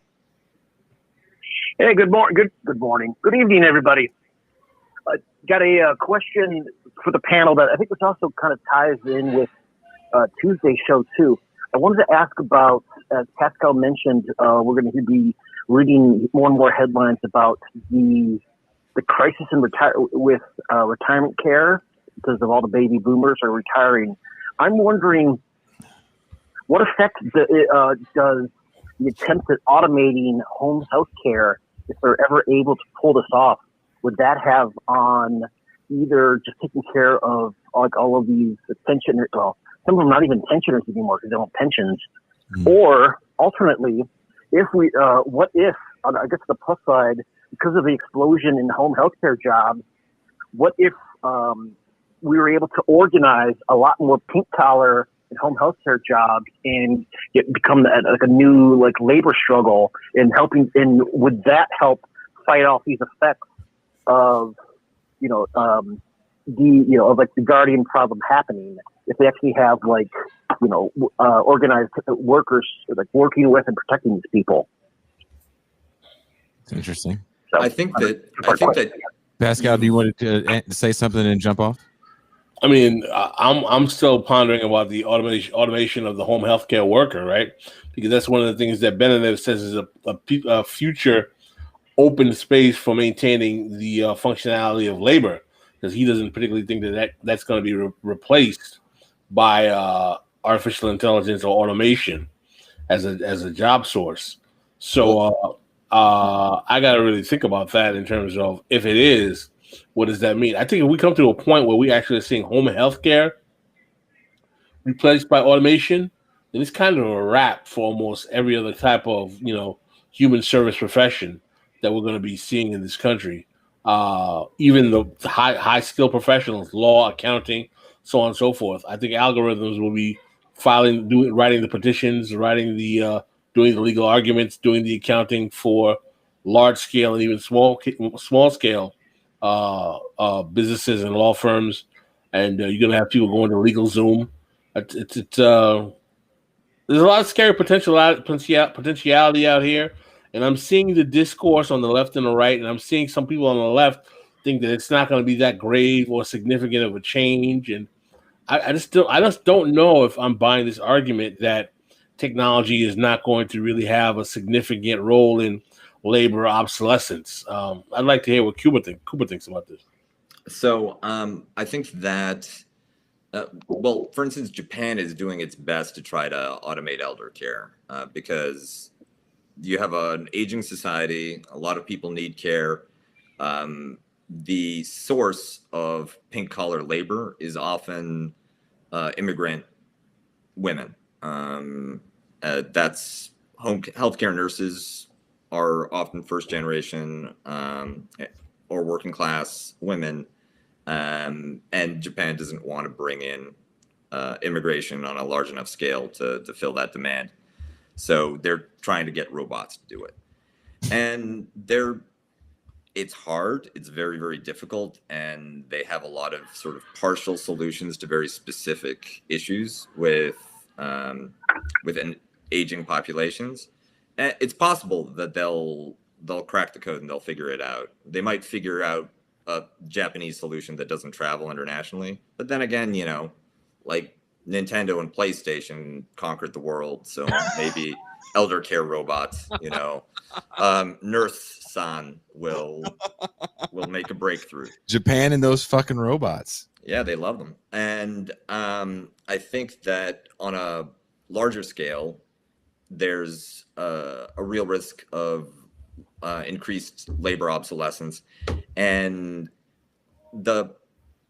it's what tends to happen with automation-driven unemployment is you destroy working class incomes, and then you shunt people into jobs that are basically high-touch service for the people who didn't lose their income or their wealth. Low wage too. Low wage too, and that might actually be the new source of pink collar workers. I think that if there were a mechanism like universal health care in Canada or something where you had, I'm not saying that this exists in Canada, but it would be a universal entitlement, not anything that you pay for on a market basis or it's means tested. But at a certain age, you just are entitled to a nurse that comes in, probably not full time, to check on you and to help you take your medication or other things. And maybe if your problems progress, you get full-time assistants. Again, this is a person that draws a salary that isn't dependent on guardianship or your assets or your income. Then you're introducing an agent that doesn't have an incentive to exploit the old person, to exploit the elderly. Potentially, you might still have problems, people being people, but you won't have this incentive structure that turns elder care into a profit center by squeezing all the assets out of people under guardianship. So I think that that could be a way to introduce another check against this kind of predatory elder abuse. And the key to that is just removing the income source or any kind of financial incentive from the elder care service. Does that answer your question there, Jeremy? Pretty much. Also, just a follow-up little note. Talking about both, there's a lot of efforts in Japan to automate home health, but also, because I remember hearing about this last year, but it's kind of a thing of hospitality is still one of those things that they can't really automate because people don't like being waited upon by droids, which is one of the reasons why Vegas is so like union heavy, because you can't automate hospitality there. And so I'm wondering if there's some sort of like connection point between, because I think a lot of AI is, just kind of a thing to suck up DC and, but not really work. But anyway. Oh, also real quick, what time are you guys going to be on Majority Report tomorrow? The first half or the second half? Probably the second half. I don't know. If we were on the first half, I'd be really shocked if they'd had us on the first half. They haven't told you what time yet? No, because we're probably on the second half. If they had us on the first half, then somebody really fucked up over there to have us on the What time is the first half? Noon your time. So it goes from noon to 2? Some shit like that. Well, shouldn't they tell us when to report there? Well, I mean, it's not the military, motherfucker. Damn. I just found out about you guys an hour ago. What time I was coming on here.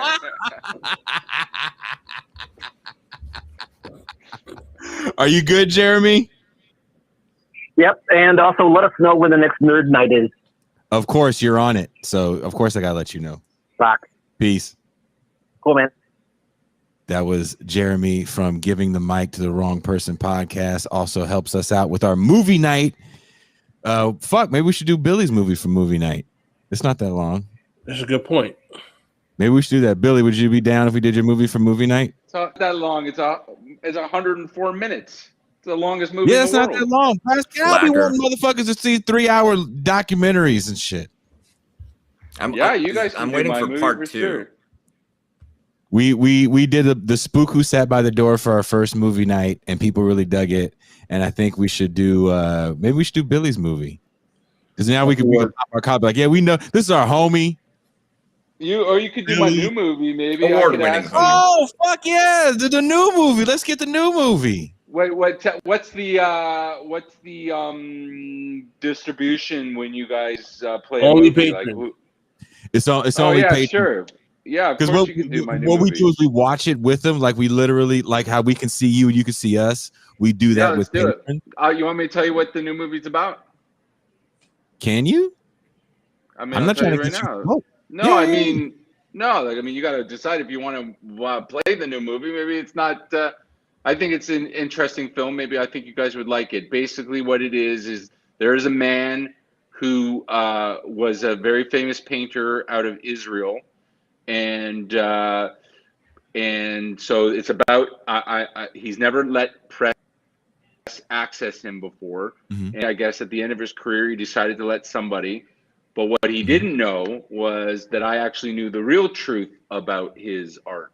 And so at the same time, I'm following this kid whose grandfather was exploited by this artist, and he all the art was done by his grandfather, and he never got acknowledgement. And the kid has demonized this painter who exploited his grandfather. And so I follow this kid as he figures out the mystery of and to confront this this painter. And so it's a heist. It's a heist movie. I mean, that's a gotcha interview. Yeah, I mean the whole. Yeah, I mean, I interviewed this guy for a year, for 2 years, and he didn't know that I the truth, so he would just lie to me the entire time. That is a long time, my friend. Wow. Because that's scary. Wow. Yeah. Also, I think the lesson here is don't fuck with Billie because he will wait 2 years, right? You won't even know he's coming for you. It'll just be like that Canadian, "Aw, shucks, tell me a story." And then you'll see yourself on screen, and it's like, "Oh, I'm the villain." Yeah, I don't know why people let me interview them. It's just like it's not a good idea, especially if you've got something to hide. Especially if you're hiding your entire life. Like what? As I'm saying, usually these bad guys are stupid. Look, man, that is like some super duper evil. Pascal, do you have to take off? Yeah, I gotta jump off, man, because I gotta get ready for the get some rest. Because I'm probably gonna hit you last minute and be like, Pascal, answer the phone. We got to get on Majority Report. So I know. We'll just blame white people. I take it, man. I take it the blame. I'm a Jew. Right, so you blame the Jew and blame the white guy. It's like it's like a double win for us. Yeah, you get a double win. All right, Pascal. Yeah, I'm out, man. Sign off to everybody. Peace to the chat pizza group, Bill. Love to have you. Pascal. Let's stay in touch, man. Let's stay in touch. Yeah, definitely, man. We might do that show with your movie, man. Shout out to the chat. All right, I'm out. Peace. Now, exclusive. Oh shit, I got rid of the wrong person. Real talk. Pascal and I did a show earlier today that was supposed to be a half hour, and it turned into an hour and a half. An hour of us on air and another half hour of us just yelling, not at each other, but at the motherfuckers that were in the chat. Because I'm kind of sound like I'm blaming on Glenn Greenwald because Glenn Greenwald tweeted out our stuff. Thousands of views, right, are coming in. All these people are watching. So when we went live, first of all, I didn't know that a person of that stature was going to tweet out our stuff. We knew we were going to go live and maybe a few people were watching. So people are watching it, started just kind of talking shit. And we've kind of tried to build a nice community because I don't really like shit talk. I don't come from a world in real life where you can talk shit to people and not get fucked up. So like you said, it's easier to be nice. I spent a lot of years traveling around the world, touring, playing music. It's a lot easier to be nice when I'm a stranger in your fucking city and come in there like I think my dick's big and I can fuck everybody in town. It's just easier to be nice. And when people come in the chat and they're talking shit and we wasn't shit because how dare we platform a quote unquote politician. This is a regular ass fucking woman that just, had enough. I was like, well, I'm going to run for this little open seat because I hate the corruption because she works with the people. She works with the elderly. She works with the homeless. She works with the formerly incarcerated as a public defender. Monster. People are like, oh, she's a politician. I'm like, why is she Joe Biden all of a sudden? Like there's a big difference between, John Q. Citizen that says, well, I'm going to fucking do my civic duty and I'm going to run for this state seat that literally is just wide open. If she doesn't take it or at least even try to run for it, then it goes to the wife of the dude that had it before. And what does that say about politics when we're handing shit down like that? Isn't that what we don't want? We've hit the neo-feudal phase of late. If you're good, like, are you good with that?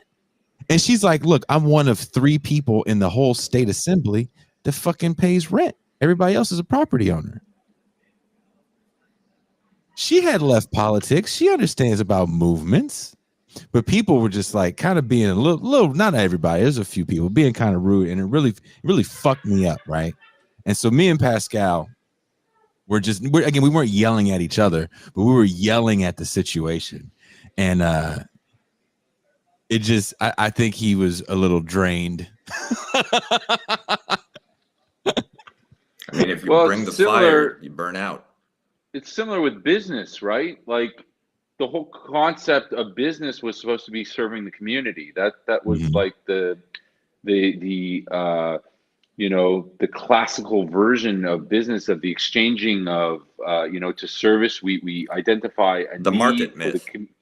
We identify a need for the community, and we create a service for it. And so business is not a bad concept. It's what happened to it, and it's the same thing with politics and policy. It's like politics is supposed to be something that's to serve people and to answer issues within community. And then there's as you had said before, of it take away the way to make money out of something. What will solve it?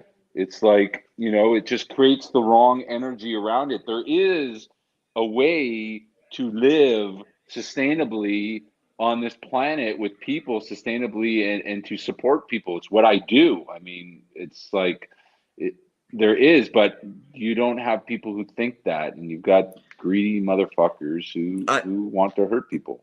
So I understand where some of that comes from. When I did my undergrad at Harvard from 98 to 2002, and what the students, this future leadership class is being taught is that the market rules everything. The market is freedom. And we need more of it, and we need it everywhere. That everything is better when you introduce profit and competition and these kinds of financial incentives, whether it's making widgets or housing the homeless or looking after elderly people or running the government.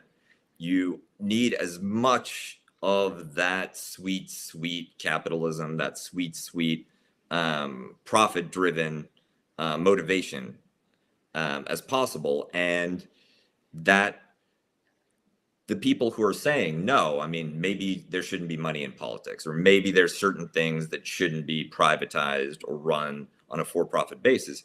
Those people are at best dinosaurs, at worst, like saboteurs, and what we've seen is just in the United States, especially like in the US and the UK are the furthest along, but virtually every country has pushed in that direction, where everything is for sale, right? It's almost a duty to make as much money as possible, because only with wealth do you get any kind of status or security or value. And when you inculcate that idea for the people who are going to be running the society, then it just permeates everything and unleashes all of this greed.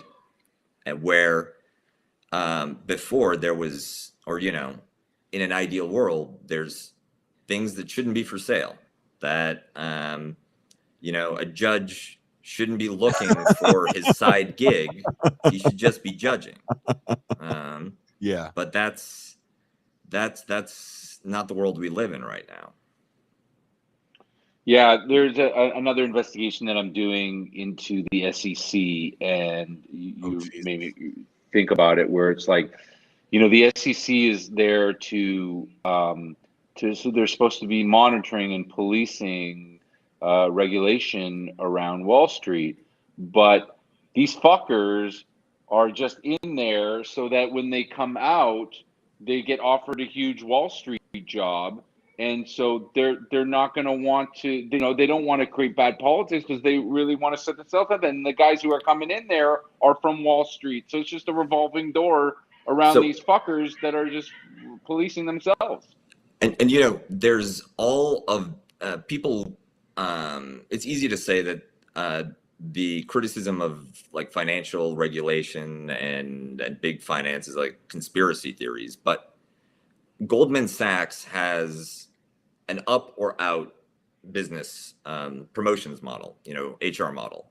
Most of the Wall Street banks do. So you get hired as an analyst out of a fancy school or because you know the right person, but they get really smart, driven, motivated people to come in, work 100 hours a week, totally burn themselves out, but they're only going to keep some of them. Mm-hmm. Most of them, they're going to let go. And Goldman Sachs figured out, because Wall Street was ruthless for being completely callous with the people that they don't promote. You know, you get your cardboard box with your fern in it, and you have to get escorted by security out. Goldman realized that they were wasting a potential opportunity because these were talented people that they knew they already had relationships with. So, and they had the right credentials. They could do all kinds of things. So instead of the walk of shame, you get called in and you're like, look, you didn't get the promotion. You can't stay here. But there's this job at the SEC, or there's this job at the stock exchange, or there's this job at the Department of Justice or finance that we think you'd be great for. And you should go there and you should do the job and, you know, impress us, right? Like distinguish yourself there, and we'll take another look in a few years and maybe you can jump in higher up the food chain, which means that you're basically ceding the entire financial apparatus, which is supposed to be governing you and regulating you and drawing the lines of what you can't do, with people who literally have had their start at your company, who have relationships with your company, and who hope to go back to your company. Do you have like intelligence on that? Like that can, because that would be very helpful for me based on, because that's what we found, but I don't, you know, that I just have a couple individuals who are running these investigations. So I'll look it up.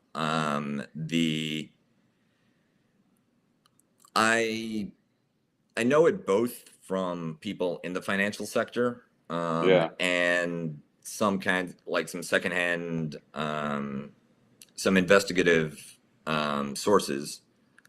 I think that there was a former Goldman exec who bragged about it at some point. I'll see what I can find about it, because that's really good insight. I'm looking into this guy. He's called the Priest of Wall Street, and he basically exposed this shit. And they turned on him. He was a priest who was a short trader, and he uncovered some crazy shit. And he was a whistleblower, and they turned on him. And so we're trying to help him. We're trying to help him out of it. Yeah. I'll get me your contact information. Yeah, of course. Let's definitely hook up. Absolutely. By the way, Cologne is the cool part of BC. I don't know what he's talking about. I'm talking the goddamn truth. I'm still here, you motherfuckers. You know that shit's in the middle of nowhere. Yeah, it's beautiful. Nice. The interior is gorgeous. Yeah, we've got a lake. Look. I have baby quail in my yard. Look, this is what I'm gonna say to you. How many baby quail do you have in your yard? I'm gonna say this to your baby quail lake motherfucker. I'm gonna say this to you and Billie's ass. The last time I'm lying. That wasn't the last time I was in Canada. In 2016, touring in Canada, we had to come. I forget where we were playing. Maybe Edmonton. I forget where we were playing. And we had to come through. We had just played Great Falls, Montana. And if you don't know where that is, I'm not surprised. Beautiful. And crossing the border, the only way we knew we hit the border, you see a flag and a shack, and your phone stops working. Right? Because the international tower has to switch over. That was the only way. We were so far in the middle of nowhere. I was like, where the fuck are we? And as we're crossing, Oliver. What do you call it? Quakers? Sounds like Oliver. Quakers? Or the Quakers or Duca bars? No, what do you call those people that they churn butter? Mennonites. Yep. They made a Mennonite at the border take all their shit out, and they went through all churned butter. No, there was a Mennonite drug smuggling ring operating out of Alberta. There you go. Yeah, come on, man. Right. I guess it was profiling technically, but like. But it's okay to profile. It's okay. I was terrified. I was like, they're gonna fucking. We're gonna get in so much trouble. We didn't deal. We actually had to have for this time going through, because Canada had just changed their law. You no longer needed a work visa to play. And my ex is Canadian, so usually they would see the passport and when you cross in Vancouver and just go move along. And these people were like, no, we have to check all of your financials to make sure you have enough money to leave the country. Well, actually, it's actually not good. It's actually if you have an American and a Canadian in a car together, it's actually very difficult to get across the borders. They assume that you're together and one of you is illegally immigrating. Yeah, exactly. It's very difficult. Both ways. No, I was not. Both ways, especially going into the States. It's very difficult. They would wave us through all the time. Again, going through the bigger city. It was just a shack in the middle of nowhere, and I was like, oh man, this is intense. And then driving in that the Badlands. Yeah. Fuck, man. Beautiful. Motherfuck. But look, Billy, you're way nowhere in Canada. Hell yeah. Apparently, and you know what else you guys don't like? Truck stops. That's like status. Y'all do not like truck stops. I mean, that's kind of true. The like the little gas station by the side of the road, that's much more Canada scale. Yeah. No, I've actually been to Pine Ridge. Someone's talking about Pine Ridge. I've been to Pine Ridge in South Dakota. I've been there too. But it is getting late for me as well. If you guys can't tell, and I hope you can't, it's really fucking hot here and in this room. There is no AC, and I'm literally melting. Cuba, thank you. Congratulations. My pleasure. I wanted to say with Pascal on air that all the great shit that's happening for us it would never happen if it wasn't for you guys, you, Jean, Pascal, people like Teray that help out behind the scenes. And I love you guys. And I'm going to be hella bigging you up on the air tomorrow on this big show that we're doing. Billy, you have no idea how happy you made me returning that email. I wanted to scream throughout the house at like 1, 2 in the morning that the filmmaker actually got back to me. Someone was joking in the chat initially that we had made it because we got a real deal filmmaker on the show. This show has shifted so far from what it was originally because I'm a musician, so it was like a music show, and I was like, I can just call up all my music friends. I can't get my music friends on the show now at this point. They're like, we don't know what you're talking about, man. We just know Trump's bad. Can we say Trump bad? No, I'm teasing. That's a few of my music friends still come on here.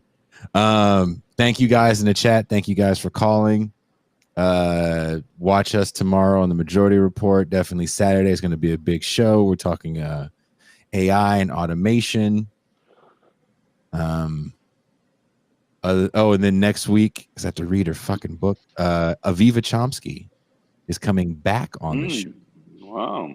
So if you're a long-time show follower, you know that I interviewed Aviva Chomsky. And I'll say this, because you guys always talk about how Pascal has the questions, and I'll leave, because I think this is funny, and I hope you guys find it amusing as well. I used to do the show in studio. the studio where I lived was a music rehearsal space in West Oakland, and it had dial-up. Or not dial-up, what do you call it? What's the thing right above dial-up that's really not that good and no one has it anymore? Fiber. Whatever it was really, we had really shitty connection, or I had a really shitty connection. And I had booked this interview, and I was like a couple minutes late getting back to hook everything up and talk to her. And it was just audio only. And someone else was using the connection. And usually when I was doing stuff in studio, if I did it early enough, no one would be online. Someone else was in the building, and the connection got spotty. So I couldn't hear a word she said. I only heard it up immigration. But because I wrote out all my questions, I would just wait for silence and ask a question. She had no idea. I couldn't hear her. Sweating my ass off.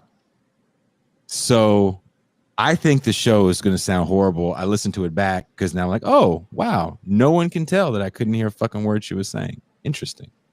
And so she promotes the show on her college that she teaches at website. Like, oh, I was on the show. It was a really good show. So when I hit her up again recently, I was like, hey, you think about coming back on the show? She's like, yeah, well, yes, that sounds great. So I'm very excited to make up not being able to hear a word she said and follow up anything. And I came with the questions that day. I was prepared. So before Pascal was prepared, I just want y'all to know I was the prepared one. That's all I want you to know. Good stuff. Billie, thank you again. And we're serious about doing your movie for movie night. I'll be in touch. Let me know. Be in touch. And if you want, is it okay if I pass your email on to Kuba? Of course. I can't wait to talk to all you guys. I'm just get on socials. Let's get on all the socials, you know? Oh, well, you've said nothing but a word, Mintz. Nothing but a word. Like we'll do it. And so also we have a new video out that we just did for Zero Books. It's doing very well. And we are out. Thank you, Billie. Thank you, Kuba. Thanks everybody. It was really nice. My pleasure. Thank you. Once you hear music, you know it's time to go. It's like the Oscars. Right? And you know what's great? I play it all because I'm not paying for licensing. Royalty free. Royalty free, because bitch, it's all me. Amazing. All right, guys, we are out.